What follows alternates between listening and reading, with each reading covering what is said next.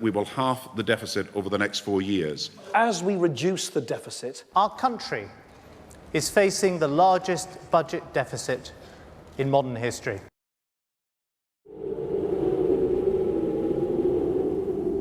No one seems to be talking about it. Does that mean we can stop worrying about the deficit? The parties are not saying much about money at the moment, but taxes, spending and borrowing are what governments do. Tonight we'll ask if election promises on tax and spending can really be painlessly paid for. Also tonight, the 15-year-old anorexia sufferer who took her own life after being released from mental health care against her parents' wishes. We'll hear from the writer Emma Wolfe, who suffered from the illness for 10 years. What can be done about anorexia? And Cornelia Parker has been appointed the official election artist. What's caught her cultured eye so far? You do like a dimpled seat, don't you? I know, I hope I'm not fixated on bottoms, but...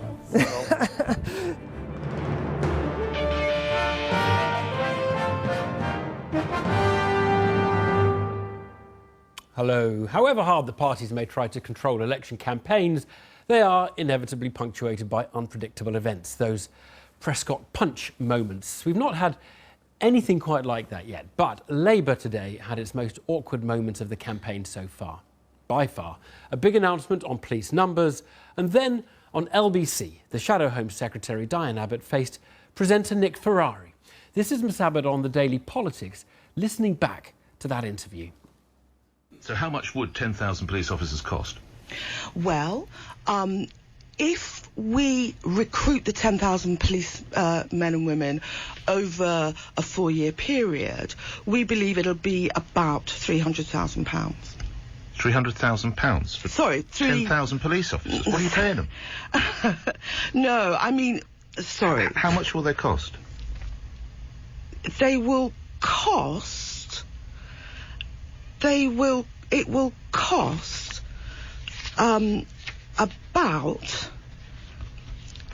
about £80 million. About £80 million? Yeah. Seem worse on Dragon's Den. Our political editor, Nick Watt, is here. Nick, it was a pretty excruciating listen. Yes, excruciating, embarrassing. Those are the adjectives that were thrown around today, and that was from the Labour side. You know, as a senior politician, things are going really badly when your fellow front benchers, in this case on the Labour side, are joking with Conservative ministers on the other side about how badly you have done. Now, privately, Diane Abbott is telling friends that this was a car crash interview. And what one friend said, it's a bit like one of those moments where you wake up and you think, was it really that bad? And the answer is, yes, it was. Right. These accidents happen. And this is not the first time Nick Ferrari has trapped someone in that situation, because we had Natalie Bennett at the last general election campaign of the Greens. The question is whether it's telling you or whether there's something more systematic that it plays to. Well, the danger is this, is that it makes Labour look dysfunctional, and it plays into the Conservative narrative of this election that you have certainty with them and chaos under a future Labour government. And interestingly, it does show that there are poor relations between two of the leading members of the Shadow Cabinet, who are, of course, old comrades on the left. That's Diane Abbott, who's meant to introduce these 10,000 extra police officers, and John McDonnell, the Shadow Chancellor, who is meant to pay for them. And I understand that Diane Abbott, until 2 o'clock this morning, was poring over a Labour document on this, because she feared that the real weak spot for her in her interviews this morning would be that Labour had indicated a number of policy areas that would be paid for from the pot that she was using. That's the £2.7 billion from reversing a cut in capital gains tax. Now, she had an answer to that when she was asked quite a complex question on the Today programme. She said that was before the manifesto, this is the manifesto, and this is the first one on that. But then when she was asked that very, very simple question by Nick Ferrari, how much would it cost? A friend said she was thrown off her stride. Nick, thanks. Well, in most elections, everything comes back to money, which is why questions are always asked about costings. If anything, this election so far has been about Brexit, and it's as though the deficit, which dominated for so many years, has largely been forgotten. So the well-regarded and independent Institute for Fiscal Studies has published a reality check today, helpfully telling us everything about it and what it is that the last two parliaments have done or not done to it. It covers the deficit, taxes and spending. So what's the story? Chris Cook has been delving inside the IFS report. One topic was central to the last two general elections. We will halve the deficit over the next 4 years. As we reduce the deficit, Our country is facing the largest budget deficit in modern history. And you can expect it to recur in this one, We need a credible plan for dealing with the deficit. despite a rather different context. We will clear the deficit as soon as possible. The financial crisis and associated recession increased the deficit to its highest level since the Second World War back in 2009-10. The deficit's generally been falling since, and it's now back to the level it was at before the crisis, a bit above our long-run average, but not high by historical standards. So there's a case for more deficit reduction, not least because we've racked up a lot of debt over recent years, but we're not got a deficit that's so large it's extraordinary or out of normal bounds of what you would normally see. The deficit now stands at about 3% of national output. That's a bit high, but less than the deficits in France, the US or Japan. It's also a lot more than the deficits in Germany or Ireland. And that permanent memento of the crisis, our debt burden, stands at more than 80% of output. That's still smaller than the US or France or Japan, but again, way ahead of Germany or Ireland. Since 2010, there have been some things that haven't been restrained from growing, like pensions. There are also things that have been relatively shielded, like the NHS. And there are some things that have been boosted, like international development. Overall, though, there has been a major spending squeeze. After the financial crisis, spending rose to a peak of around 45% of output. Since then, it's been squeezed down to its pre-crisis level of just under 40%. Now, tax receipts have, in recent years, just started to creep up. But it's spending cuts that have done most of the work in closing the deficit. The fiscal problem for the government is that we are 7 years into this austerity drive, and the low-hanging fruit has already been plucked. It's hard to see how the NHS is genuinely going to stay within its budget trajectory for the next few years. It's already miles off its targets. Schools are planning to lay off lots and lots of teachers to get through the next budget round. And the prison system is creaking. Austerity is just a lot harder than it used to be. Doing spending cuts in a painless way is difficult and will become more difficult over time. The waste, the low value programmes are likely to be already eliminated. And in fact, if we look at the last general election, the Conservative Prime Minister David Cameron was adamant the government could take 1% a year out of public spending for the first 2 years. Look at the data now and it shows actually spending rose in those 2 years. So instead of taking £15 billion out, they've added £23 billion to spending. Our 6 pledges. That's why the Tories have now drifted into line with what were actually Ed Miliband's spending plans. Now, the Tories attacked Labour in 2015 for planning to spend more, and we can expect a reprise of that argument this time around. But if the Conservatives still want to close the deficit by the end of the next Parliament, they need to find another £15 billion in tax hikes or spending cuts. And all the easy spending cuts are gone. Chris Cook there. Well, let's analyse all of that. Chris Philp is a Conservative MP on the Treasury Select Committee. Mariana Mazzucato is Professor in Economics, the Economics of Innovation and Public Value at UCL, and sat on the Labour Party's Economic Advisory Committee. Thanks for coming in, both of you. Chris, why did the Tories implement Ed Miliband's manifesto during the Parliament that's just finishing? Well, the Conservatives did what was fiscally responsible. We've taken down Labour's deficit from 10 or 11% of GDP down to 3% today. That's not the question. And So the question was, why have you implemented Ed Miliband's rather than your own goals? Well, to be honest, set at the last. It's only 2 years. You went into that campaign with a lot of promises. You're about to come into this one. You're going to attack the Labour Party on the same grounds. I'm just asking why you implemented their policy than your policy. Well, you now know that's what you did. I don't think Labour even had the first intention of implementing that policy. Every single measure we've taken... You've implemented their policy. Every single measure we've taken in this Parliament to get the deficit under control successfully was opposed by the Labour Party. Every single measure. And the fact we've got the deficit down from a peak of 10% to 3% of GDP in quite difficult economic circumstances is an incredible achievement. By difficult economic circumstances, I mean the turbulence in the Eurozone, our biggest export I'm talking market. about the last 2 weakness in years. China. We've had an election since the turbulence in the Eurozone. We elected you on the basis of a manifesto and the basis of the criticisms you made of Ed Miliband, and you have implemented the Ed Miliband fiscal strategy. At the time, many people said your fiscal plans lacked credibility.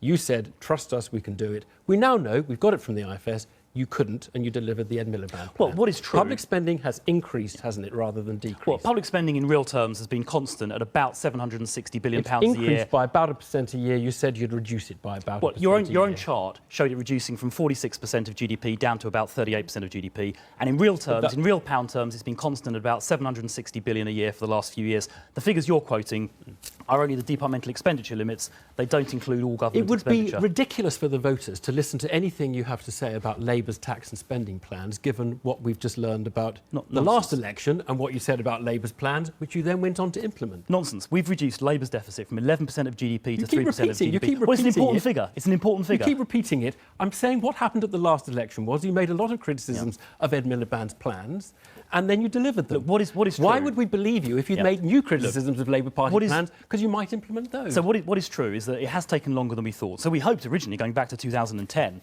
we could eliminate the deficit by 2015. So it has taken, you're quite right, it has taken longer than we expected, but it's heading strongly in the right direction. And every single measure we've taken, the Labour Party is opposed. So there is only one party fighting this election with credibility, and it's the Conservative Party. Mariana, I've spent a bit of time with Chris Philp because I think a lot of those issues come out of what the IFS has said today. Does the deficit still need attention? Should getting the deficit down, it is higher than our average, historical average, the debt to GDP ratio is high. Should getting the deficit down be a goal of the next government? First, just a correction. The deficit was not an average 10% or 11% under Labour. Governments around the world after the financial crisis basically saved the capitalist system. Counter-cyclical stimulus obviously costs money. You're picking a particular number that was during a year right after the financial crisis. That's what we inherited. That was 1 year when government saved the capitalist system. Anyway, deficits matter, but what matters is what you're actually spending on. So, you know, the figures you just showed before are incredibly telling. Italy's deficit today is lower than the UK's deficit. You know, how much does that tell us? Italy's deficit has been lower than Germany's deficit for the last 20 years. They borrowed a lot in the past. They accumulated a big pile of debt. What matters is how you are growing. So what really matters, and what both parties should be talking about, and are not talking about, is the big elephant in the room, which is that the source of growth in this country continues to be private debt, consumption-led growth, not investment-led growth. So the ratio of private debt, not public debt, to disposable income is back at record levels as it was before the crisis. If we made you Chancellor and you were on the Advisory Council for Labour, what would your fiscal target be? What would you say? Would you say we should be getting 4% of GDP, 3%, or you just say, I'm not even going to look at that number? The number's always going to be there. But did you learn anything from the Excel sheet problem of Reinert and Rogoff when they obsessed on the number of 90, right? This terrible number that as soon as a country's debt to GDP went over 90, all hell would break loose. That was found to be completely irrelevant. There's plenty of countries with lower than 90%, higher than 90%. It doesn't tell us much about the long-run growth. What I'm getting from what you're saying is that the kind of spending... Yes, right. If you don't have a plan for the country... Next question.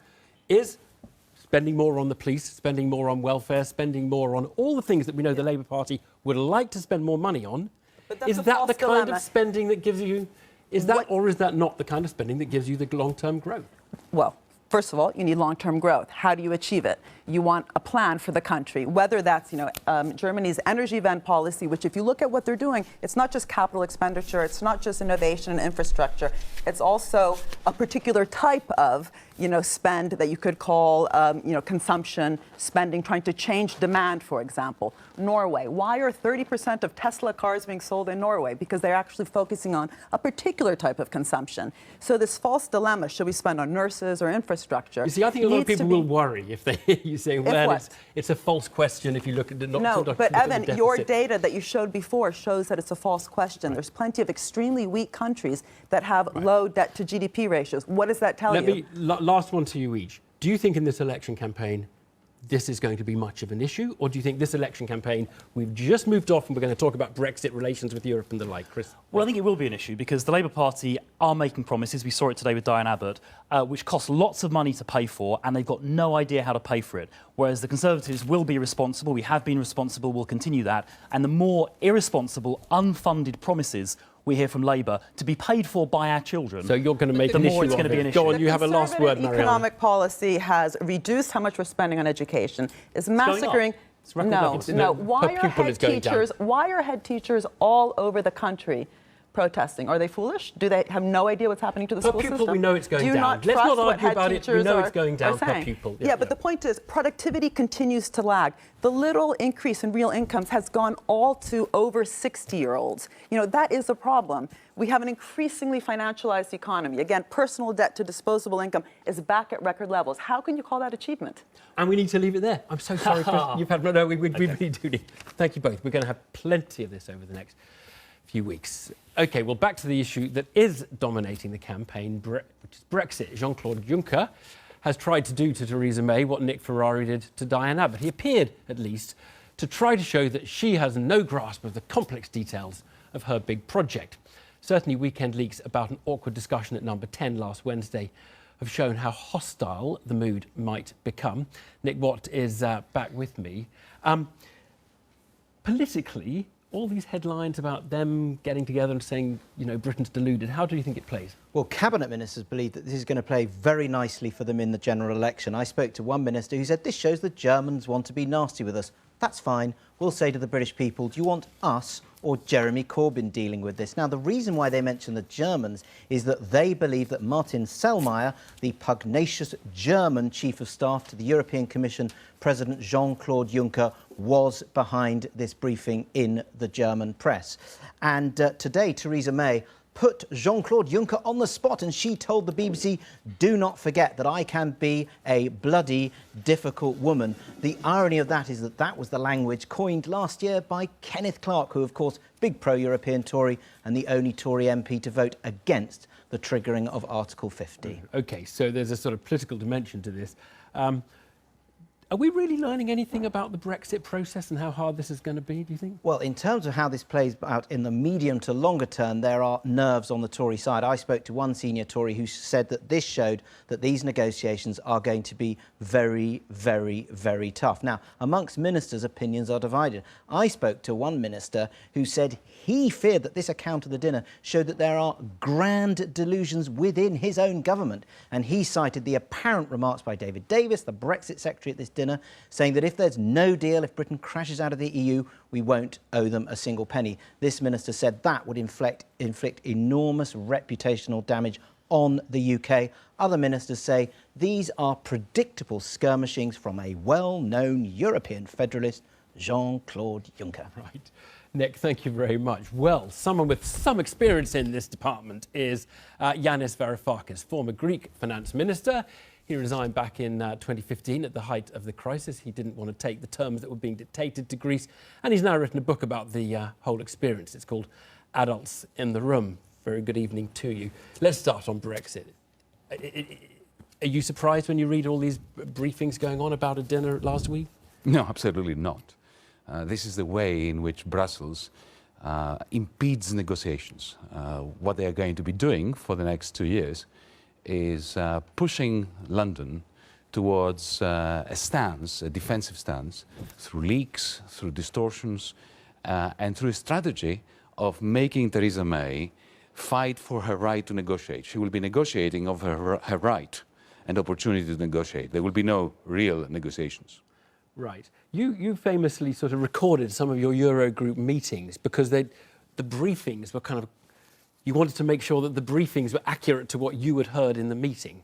What's so strange about that? I had to report to Parliament. Yeah. I had to report to my Prime Minister, to my cabinet. I wasn't accusing you. I was saying, but no, were the briefings often distortions? This is even they were an distortions. issue. They were distortions. No, there were no briefings. There were no minutes. There were no the private briefings that go off to the press afterwards. But the main issue, as far as I was concerned, I was engaged in 10-hour-long negotiations.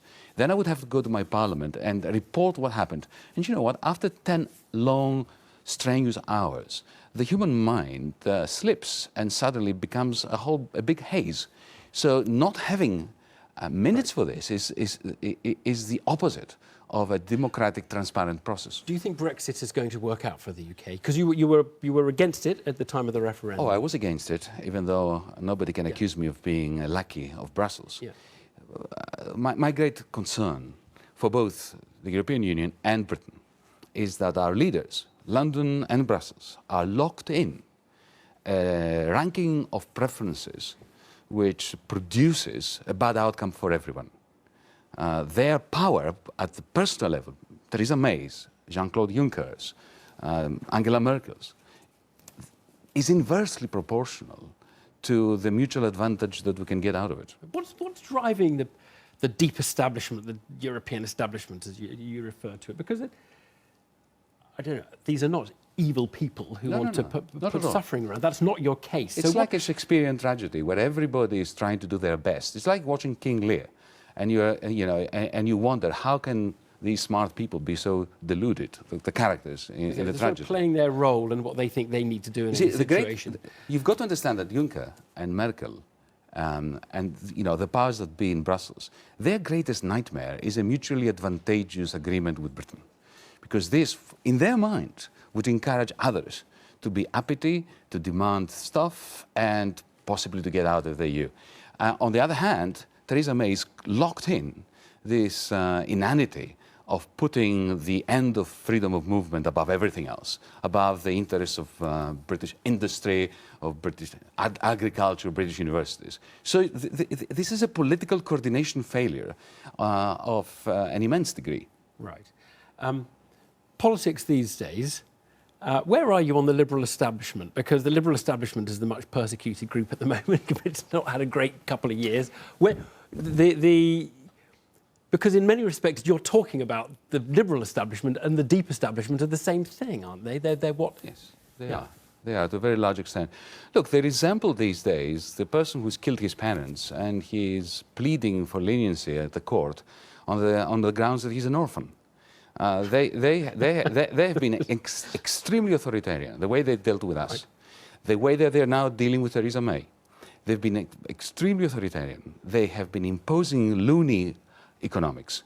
The idea that you take the largest loan in human history and give it to the most bankrupt state in Europe is loony economics. Yeah. So they've been doing all this, and then now that they are in retreat, they are complaining about the alternative facts, the distortions, the leaks, and the loony economics of the nationalist Who would you vote for in the British general election now? Oh, Jeremy Corbyn for sure. And I'm a leftist. You can't change your spots. Yeah, but you're a bit of a fan of Macron in France. And he comes out of the book quite well as someone who's able to think a little bit out of my best friends and my opponents. In the case of Britain, for instance, I think that it's madness that the Labour Party, for instance, is putting up a candidate in places like Brighton against Caroline Lucas because of the sectarianism of the Progressive Front. I wish there was a nuanced progressive alliance in Britain so that we could all vote for it. But in France, you're absolutely right. Look, I'm a leftist. What did the left do in 2002 when Le Pen Senior was pitted against Jacques Chirac? We all we rallied behind Jacques Chirac. He was an admirer of Thatcher. He is conservative. He was not at all a friend of the left. And yet, the left used to understand that binding together with liberals and even neoliberals against the fascist, racist, ultra-right was our absolute duty. Now, why have we changed that today? Well, because the Mélenchons have lots in common with the far right, and many of his voters are going to go because they're all anti-globalisation, which is the big schism in the I'm anti-globalisation. I'm anti-neoliberal. But above all everything else, I'm anti-racist and anti-fascist.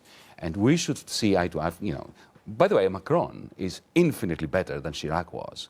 Macron was the only minister that I met during my tenure who actually understood the problems of authoritarianism and loony economics in Europe and who actually tried to help Greece not be crushed. We need to leave it there. Yanis Varoufakis, Thank you very much. Thanks. There's a contrast between the Tory and Labour campaigns in that Theresa May is ahead of her party in the poll ratings, while Jeremy Corbyn is below his party. Now, one of the consequent weirdnesses about this whole campaign is that many Labour candidates are trying to distance themselves from their leader. Meanwhile, many Labour activists, of course, are enthusiastic about him and are campaigning hard in his name as well as Labour's. The Corbyn supporting group Momentum is out and about drumming up support. So is there sometimes a dissonance between the line taken by the candidate and those who come to campaign? James Clayton has been to Luton South to see how the Labour campaign is working on the ground.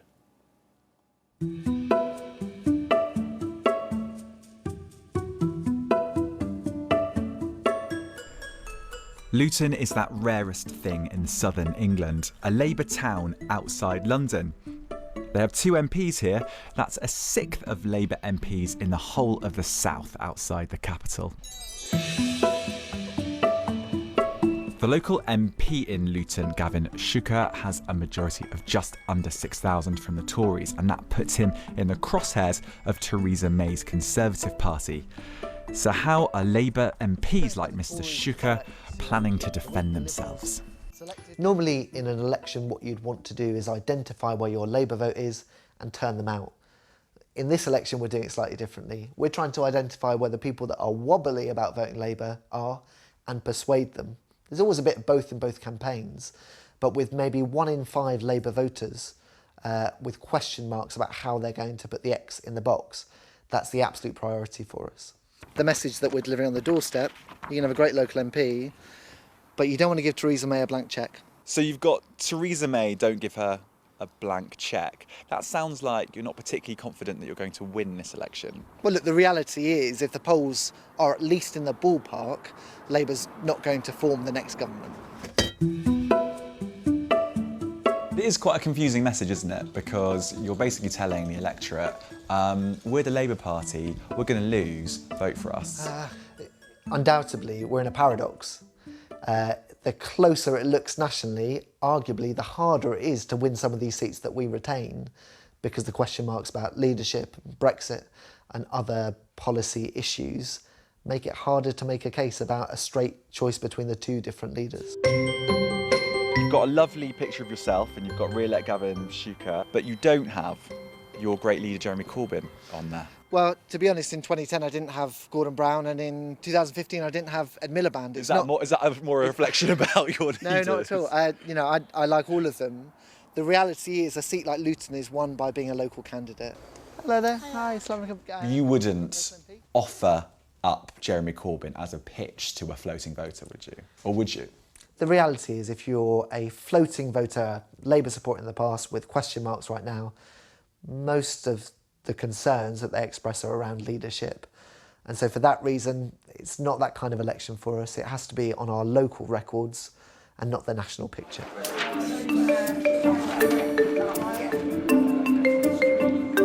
But not everyone agrees with Gavin. Hi, my name's Elaine, I'm from the Labour Party, and I just want to know if you've got a few minutes to talk about the general election. In London, the grassroots campaigning group Momentum have been training local volunteers about how to campaign effectively on the doorstep. And rather than focus on local issues, activists are teaching volunteers how to field difficult national questions. Here, Jeremy Corbyn is seen very much as a positive on the doorstep. We think Jeremy represents something really wonderful. He's a new kind of politics, a kind politics, a truthful politics, and we're very proud of that, and we think that that resonates with people, and so we want to take that to the doorstep. But the local MPs don't necessarily think that. There's a lot of things going on in the party, as people know, 2 leadership elections, but in this general election, we think Jeremy Corbyn is someone that people can believe in, and what he stands for and the politics that he represents is something people can believe in, so we're proudly taking that to people. To work with us, and obviously Momentum is a mixed blessing for many Labour MPs. With 150,000 registered supporters, it's a potentially powerful weapon in this election, but not everyone is convinced. Do you think that Momentum will be useful in this campaign? I think Momentum could be hugely useful if they can translate the numbers of supporters they have into people coming through the door of this campaign office and out on the doorstep. My membership has increased by 3 or 4 times in the last couple of years, but my number of activists has not increased really over that period of time. So what we need is encouragement to say that if you want Jeremy Corbyn as Prime Minister, You've got to come out and support these local MPs.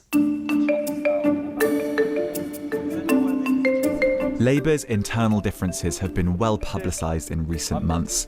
But just as members have wildly different ideas of what they want from Labour Party policy, so too do they differ on how best to convince constituents to vote Labour come June the 8th. James Clayton reporting there. If you're interested in seeing a full list of candidates for Luton South, can't offer you one, but they'll be on the BBC News website after nominations close next week. Now, if you ever needed evidence of how serious a mental condition that anorexia can be, the tragic case of 15-year-old Pippa McManus serves as a reminder. She took her own life by stepping in front of a train near Stockport in 2015. She'd been diagnosed with severe anorexia at age 13, had been sectioned and given therapy, her weight sometimes as low as 4 stone. But against her and her family's wishes, she was sent home from the Priory. She then killed herself just days later. Today, a jury inquest found that contributing to her death was a lack of support available for her family and an inadequate care plan for her. This is Pippa's mum, Marie, speaking outside the coroner's court after the verdict. Anorexia has the highest mortality rate attributed to any psychiatric illness, with as many as 40% of deaths due to suicide. Too many of our children are dying from this terrible illness. Effective treatment is needed more quickly, and if this had been available to our beautiful daughter, maybe she would still be alive today. Pippa's mother there. Well, with me in the studio is Emma Wolfe, a writer, broadcaster who suffered from anorexia for 10 years. She wrote the memoir An Apple a Day about her illness. Thanks for coming in. We know that if you starve yourself, you endanger your life. Suicide by other means for people with anorexia, how common is that? It is very common. As Pippa's mother there mentioned, anorexia has the highest mortality rate of any mental illness, and that's higher even than schizophrenia, which is, very, very surprising. And it isn't just people dying from a lack of food, it's that very, very high suicide rate. What? And that's because life becomes so desperate and so miserable. I mean, food for everyone else is the fuel of life. It's part of enjoyment. It's also part of just what keeps your body going.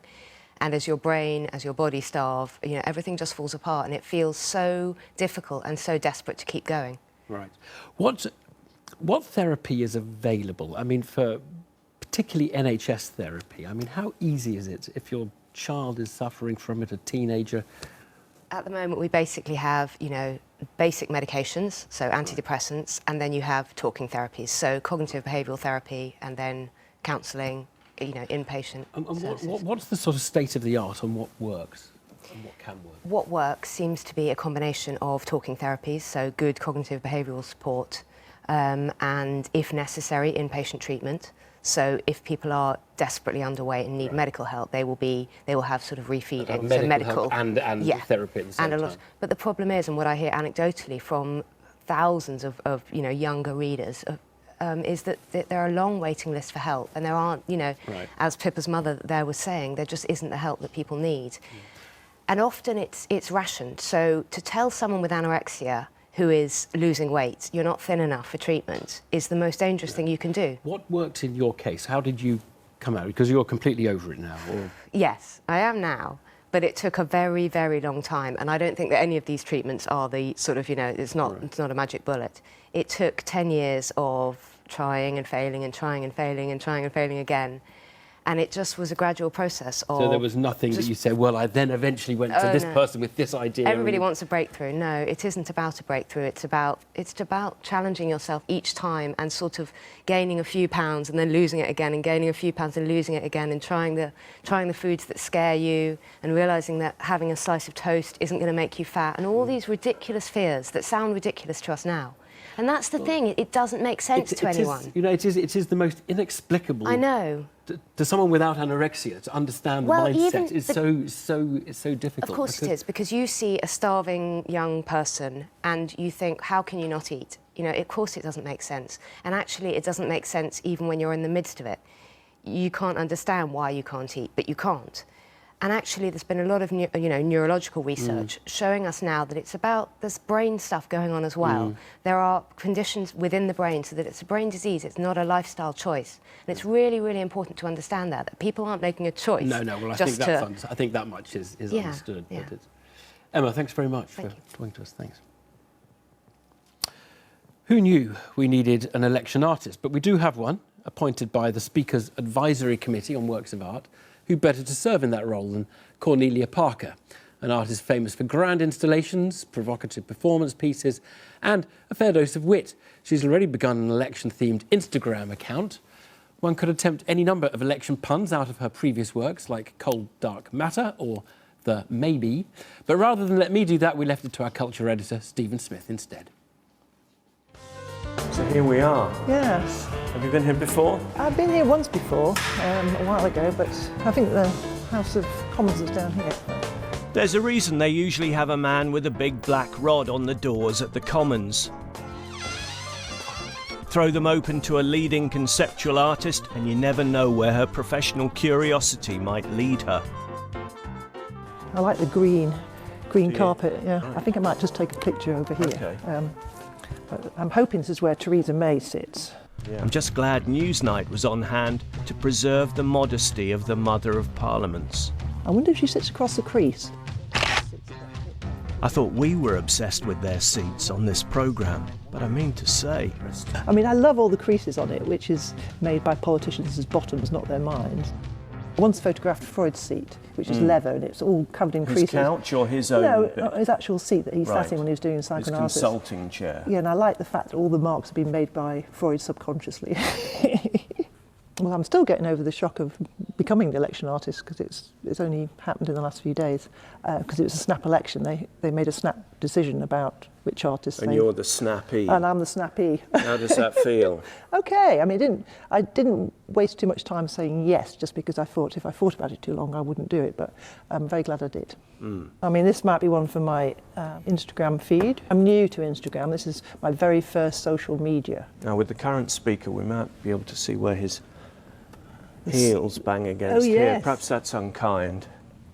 No, I withdraw that remark. Another political abstract. There's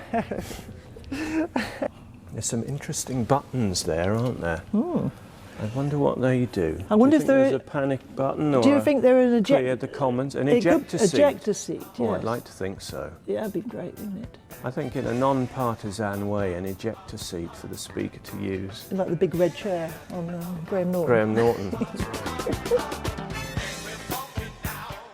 Do you have strong political leanings in any particular direction yourself? I'm not so much party political, but I feel I'm like a very concerned citizen because there's so much happening in the world at the moment, and I'm just now become I've got a 15-year-old, so I'm kind of much more politically attuned, especially about things like climate change, NHS, education particularly, because that's all beleaguered at the moment. So yeah, there's lots of issues that Brexit seemed to be swamping a bit.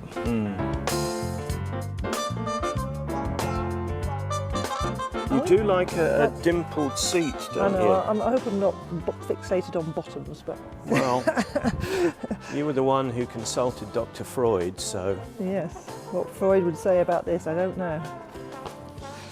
Nice. Apart from her Instagram feed, Cornelia Parker says she's still considering what other work she might produce. She doesn't want to be pigeonholed. Diane Abbott, she's number one. Okay. Should stress this is the artist's own idea. There we are. Now, why did that appeal to you? Oh, I don't know. I saw a little gap under her heel. I thought, what could go in that gap?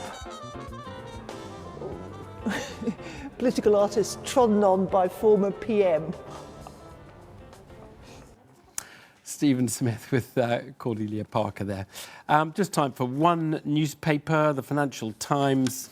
Look at the headline. EU raises UK Brexit bill to €100 billion as Paris and Berlin harden stance. Previously, it had been a mere 60 billion. Lots to argue about there. That's it for tonight, but we're going to leave you with Colin Jackson breaking the 60-metre indoor hurdles world record. It was back in 1994. His record still stands today, but it's under a threat. It's a new proposal by Europeans. European athletics plan to cancel all the world records set before 2005 because they don't comply with modern doping standards.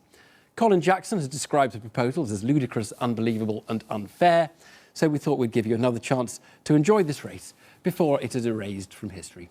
Good night. And this time they are away in a superb start made by Jackson. Jarrett only a stride behind him though, but Jackson's pulling away, and Jackson gets it first, and it's 7.35. It's a new world record. Greg Foster's mark of 1987 has been toppled. Hello, 21 Celsius in Highland, Scotland today, just 10 along the North Sea coast with this breeze off the sea which is still with us tomorrow. Lots of sunshine for Scotland, for Northern Ireland, for northern counties of Northern England.